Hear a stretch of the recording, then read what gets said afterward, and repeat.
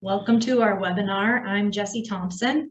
I'm Bob Benny. Welcome to our monthly webinar from Bob Benny Wealth Management. The topic today is politics, fear, and election years. 5 things to know about midterm volatility. So as we're going through things, if you have any questions, you can type them in. There's a question box on the bottom of your screen, looks like a text box. We'll go over all of those at the end of the presentation. So before we go through these 5 things to know about midterm volatility, I just want to kind of review the current economic situation that we've been experiencing this year. The market has been kind of going down, up and down, up and down, up and down, with kind of a downwards trend. It seems to have maybe bottomed out now, and it's been coming back over the last month or so.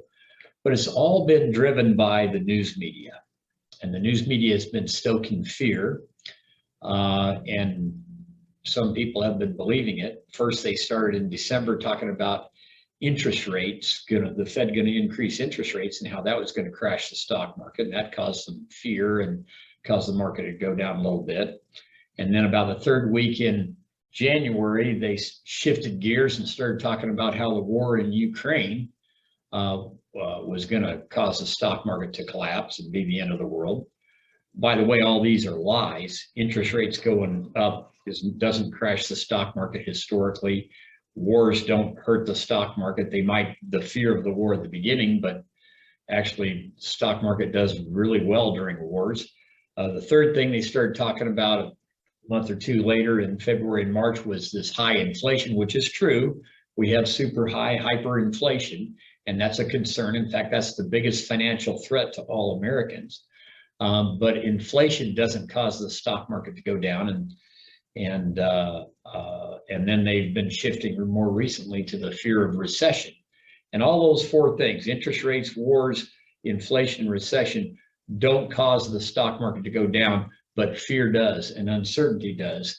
And we're in an election year, a midterm election year, and always when there's uncertainty about political things, there's normal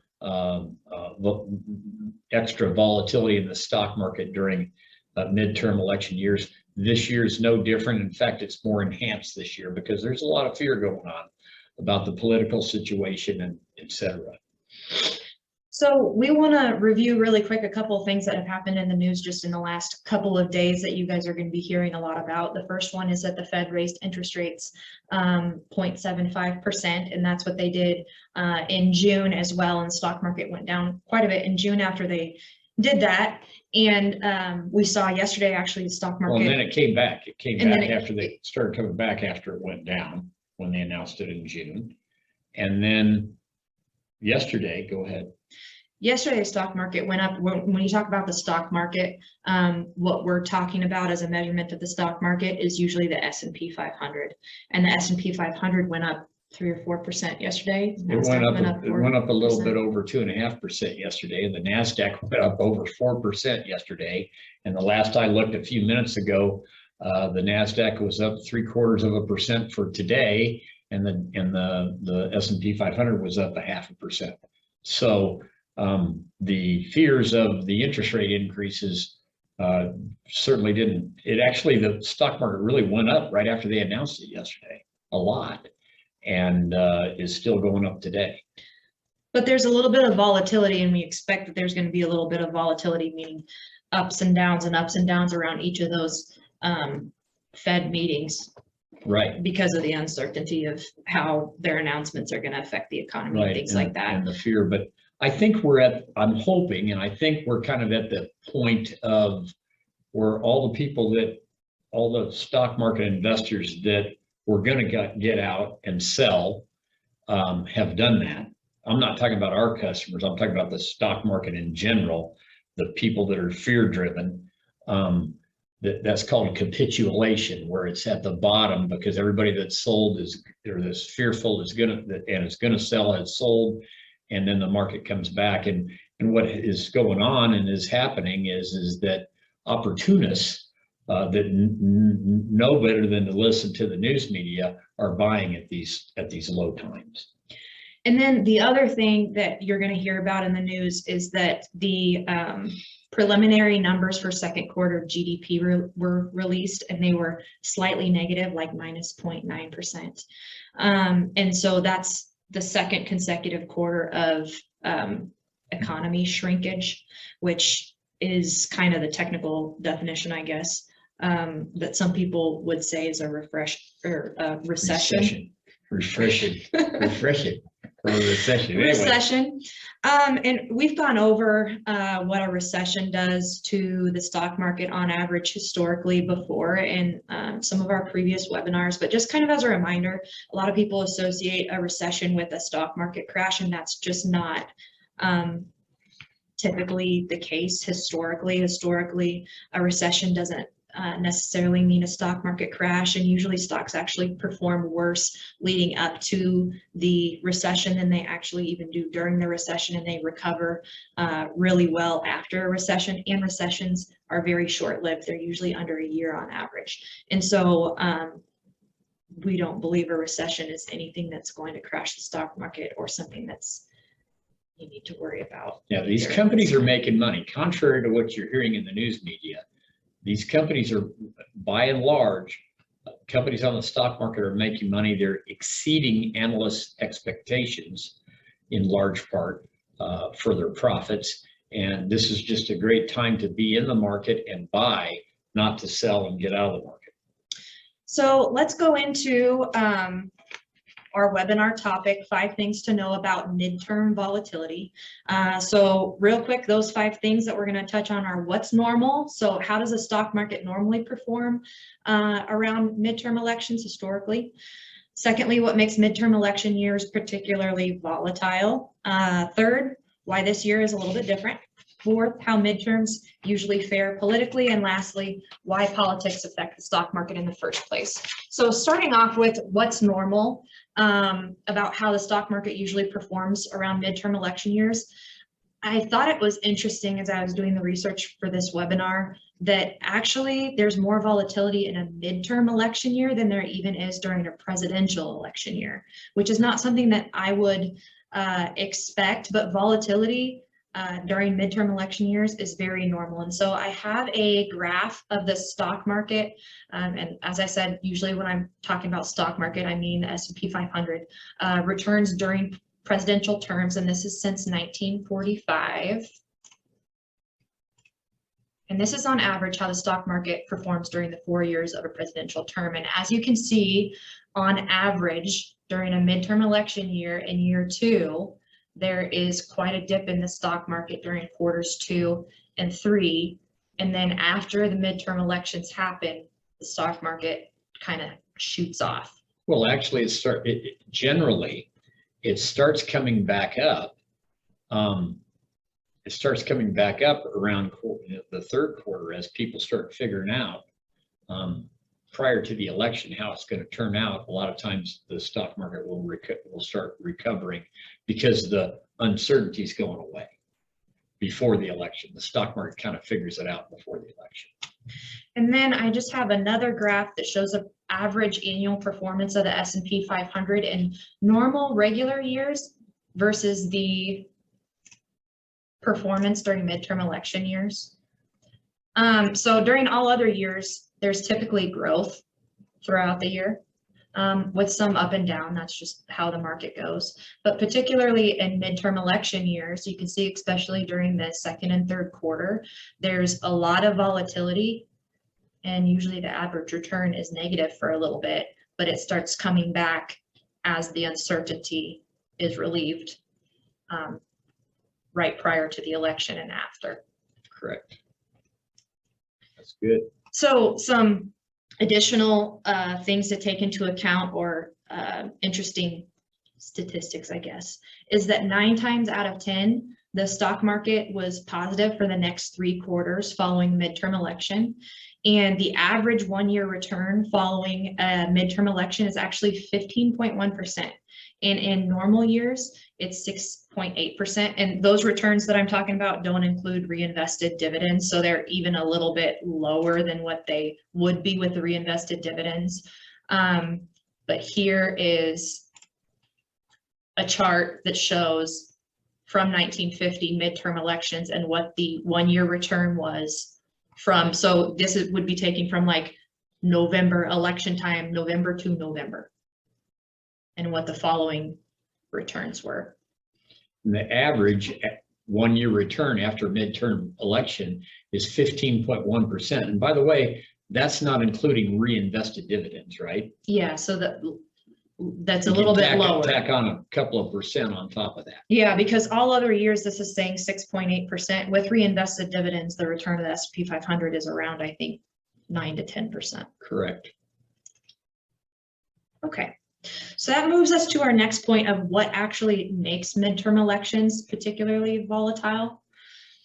And so when we're talking about volatility, we're talking about, like we said earlier, the up and down and up and down and up and down. Not necessarily that the markets are down, but why they go so crazy. And so I have a chart here that shows midterm election years versus all other years and their measurement of volatility. So again, this isn't measuring stock market returns.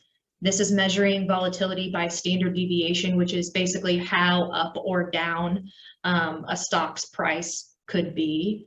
And so as you can see in the second and third quarter of midterm election years. Well, let's kind of explain. The blue bars are during midterm election years, and the gray bars are in all other years.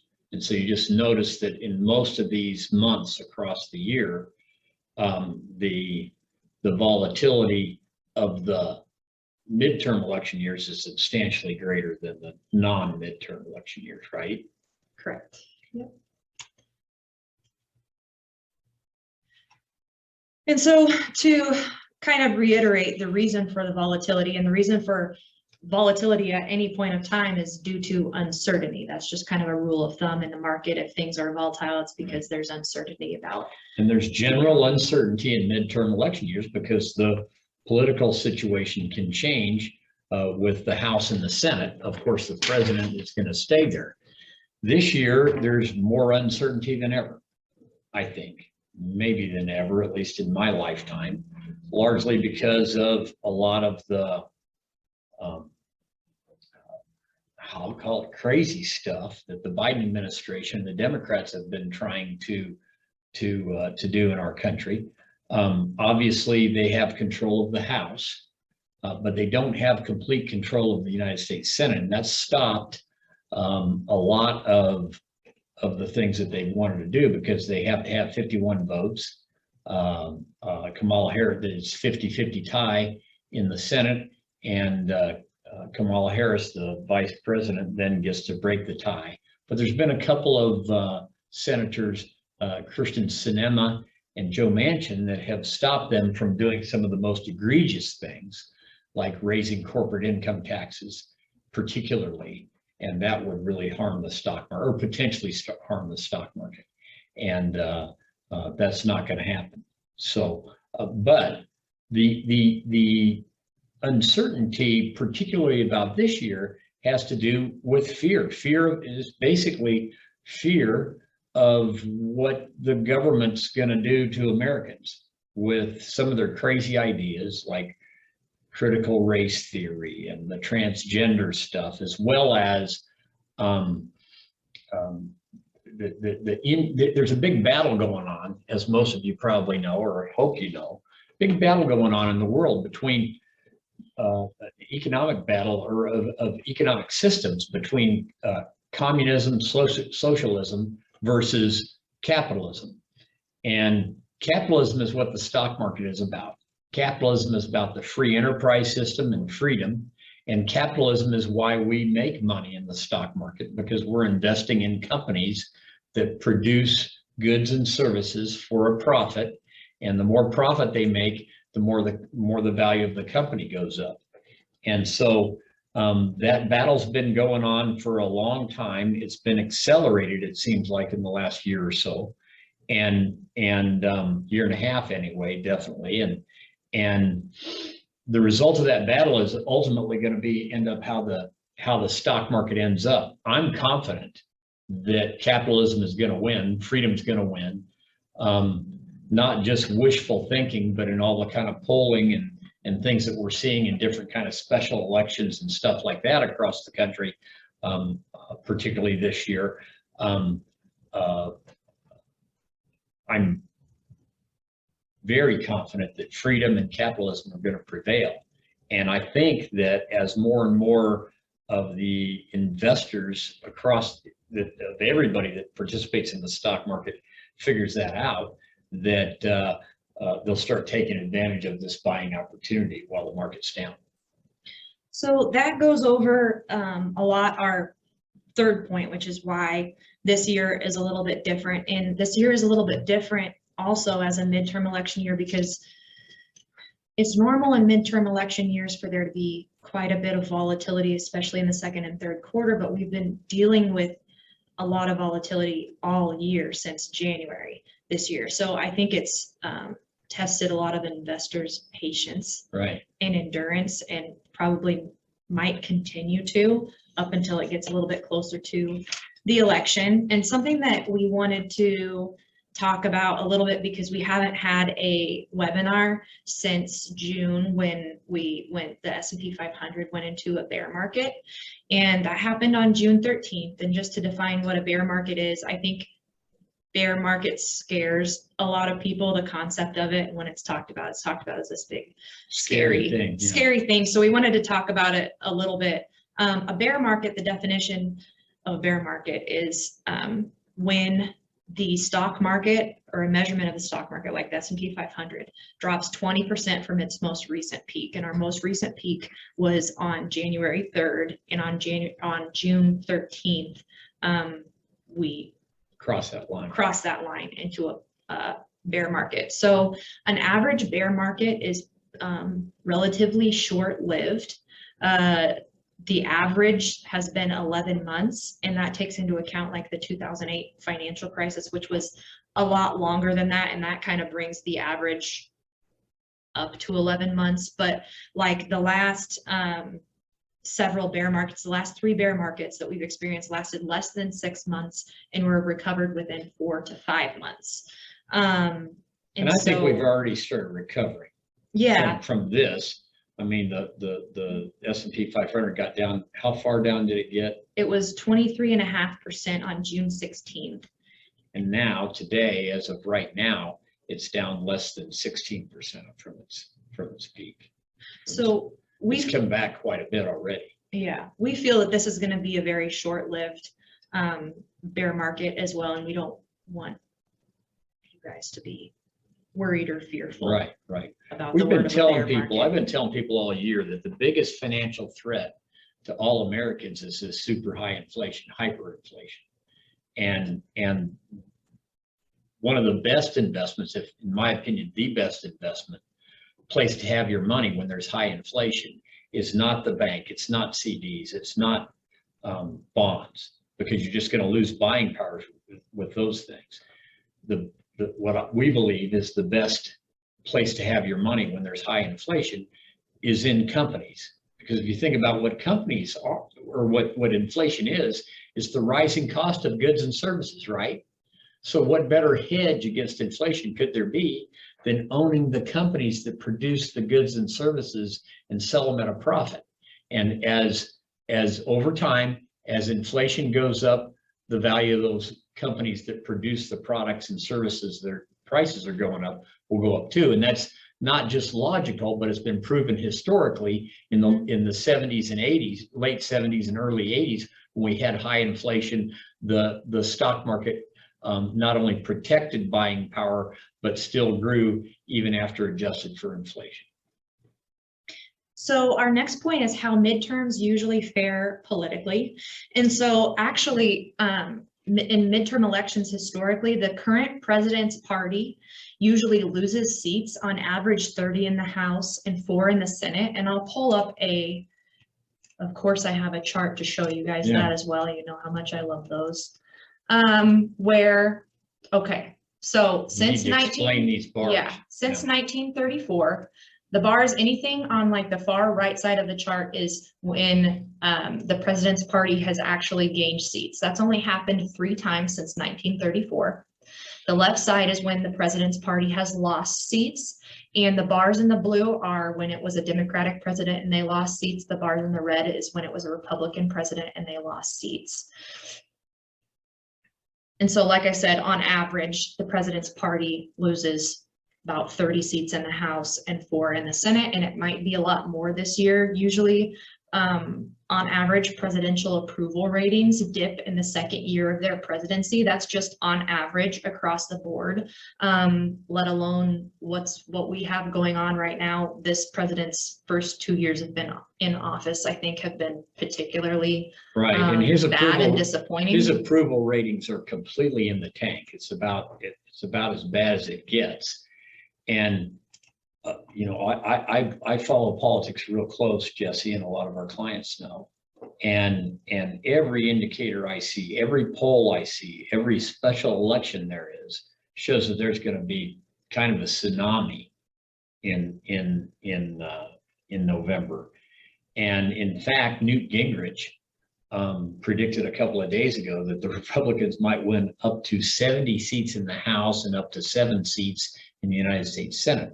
The reason that's so important is because it keeps this socialist communist agenda from proceeding. If they don't have the House or the Senate, there's only so much that the president can do with executive order. And much of those executive orders are already exceeding the bounds of authority of the Constitution anyway. And so they can be fought in the court system. But I'm very confident that this thing is going to be fixed. The problem with government and government taking freedom and taking money away from Americans and from companies is going to be fixed in November. And I believe that more and more people are waking up and realizing that, not only are going to be paying more attention as they're voting, but people are starting to figure out that there's going to be a significant change in control and power in November with the House and the Senate. And when that happens, and there's less government intrusion into our lives through taxes and laws and regulations, that's going to help the economy and help all of us. All right, so you kind of addressed it a little bit, but if you would expand on it a little bit more, one of our last points is why politics affect the stock market. Thank you. The stock market thrives on capitalism. We've got a battle going on across the world and in our country between an economic system that the United States is founded on, the free enterprise system and capitalism, versus socialism/communism. I think socialism is just a nice word for communism. It's just communism as the end result of socialism and that totalitarianism type of government. But if you think about what stocks are or companies are in business to sell goods, produce and sell goods and services at a profit. The more profit they make, the more the value of the company increases, just like that. Just like our company, just like the car wash across the street, it's worth more money if it's making more profit. These companies are making money. You wouldn't know that listening to most of the financial news media and the mainstream news media, but they're making money. They're exceeding analysts' expectations, and that's good. The market's gone down simply because of irrational fear that's been driven by the news media. And so government policies that impose higher taxes on individuals, especially on corporations, reduce profits. If they, a tax is a cost to a company. If you increase costs by the form of taxes or more regulatory barriers that hoops they have to jump through in order to produce and sell their product, you're going to reduce the company's profit. When you reduce the company's profit, you reduce their value in the marketplace. And it's really that simple. And so the government,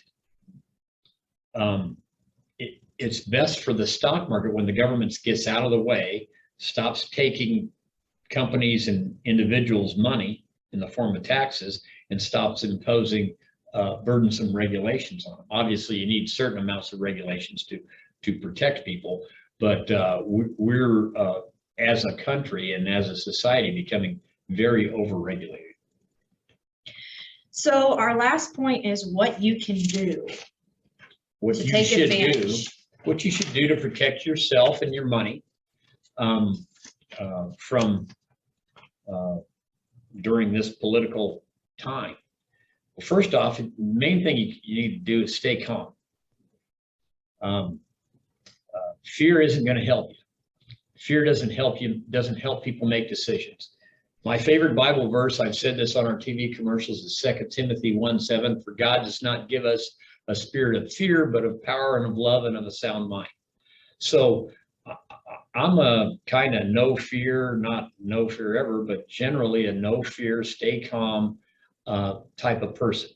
And when there's a crisis situation or anything like that, I stay calm and I think logically and I figure things out. And that's what we're doing for our clients and our business. And so the first thing is to stay calm as we're going through this political uncertainty this year. And don't make any rash decisions to try to get out of the stock market and protect yourself. The stock market's going to be okay. It's going to go back up, and it's going to go back up, I think, significantly and quickly. This is a great time, in my opinion. I think this is a great time to buy. The stock market, the companies are making money. So they're, you know, if the price of the companies are here and the profits are here, and the profits are going up, the price of this company, the value of the company ought to be going up. Instead, they've gone down because of this kind of panic selling and fear. And by the way, when I say panic selling, we don't have clients that are panic selling. We've had a few clients that call and we have to kind of hold their hand, but we haven't been having people sell and get out of the stock market. We haven't been advising that. But as the market's down now and the profits are up, this is a great opportunity for people to add to their investments, take money out of the bank, because you have money that's sitting in the bank, and the biggest financial threat is this high inflation, this hyperinflation. That's not a good thing, because you just lose your buying power in the bank. For instance, if you had $100,000 in the bank today, if you have $100,000 in the bank today, you can buy $100,000 worth of stuff with it, goods and services, right? If we have just 10% inflation in the next 12 months, in a year, that $100,000 is only going to buy you $90,000 worth of stuff. And a year later, it keeps like that, it's going to only buy you $80,000 worth of stuff. So you lose buying power with money in the bank and CDs and savings, or even in bonds. You lose buying power. The best place, in my opinion, in our opinion, to have money to protect against inflation is owning the companies that produce the goods and services whose prices are rising. And they're on sale right now, basically. They're on sale. You know, there was, when the market went down a whole bunch in February and March, 35% in February and March of 2020 because of the big COVID panic. It only, you know, the market went down, depending on which market you look at, 30 to 35%. The NASDAQ was close to 35%, but it recovered within 4 or 5 months and went up beyond there, even in as, you know, a lot higher than that. Another thing that a person might do, and this is kind of on a case-by-case basis on your situation, is consider converting some traditional IRA money to Roth IRA. This is a great time to convert because your IRA is down. When you convert, you got to pay taxes on the amount you convert. Of course, the taxes aren't due until April 15th of next year. And but then all that money you paid taxes on is tax-free, and all the future growth is tax-free. We had a number of people do this back in March of 2020. In the right, you know, if they had money in the bank that they could pay the taxes, and it turned out to be a really good deal for them. So there are also, if you're still fearful, there are products that we can talk to you about, different kinds of products that have insurance features to them that will protect your portfolio for income and for your heirs. And if you're interested in something like that, talk to me and Jesse about it. And we have a lot of people that do that, and they're willing to take a little bit less of a return because there's a charge for those products, a little bit less of a return in order to have the peace of mind. And so. Absolutely. And that peace of mind is that you're not having to worry about the market, because if the reason that you have the money is to take an income off of it or to leave it to your kids, you don't plan on taking it out in a lump sum, then it takes, Takes that worry away. The worry out of the ups and downs, because you have a guarantee on both of those things. So, but if you have any questions on that or any other kind of financial questions, please contact us at the office. Number's 421-2626, or you can email either one of us, Jesse or Bob, at bobbenny.com. it doesn't look like we have any questions, so we're going to close up. If you think of any, like we said, email us. Well, we're here to help you with any kind of financial questions, whether it has to do with a mortgage or taxes or estate planning or anything like that. Our goal is to help as many people as we can. And so if you or a family member or a friend have a question, please don't hesitate to give us a call or send us an email, and we promise we'll try to help you. Oh, we do have a question. We got one question that we're going to address before we Finish up. When the inflation subsides, do you think prices will go down? I don't. Typically, when you have high inflationary periods, the prices stay up, and historically, that's what's happened. It's just a matter of how long is the high inflation going to persist. And I think because the government's the reason for all this inflation. It's really simple. They printed a bunch of money. They created a bunch of money out of thin air and spent it.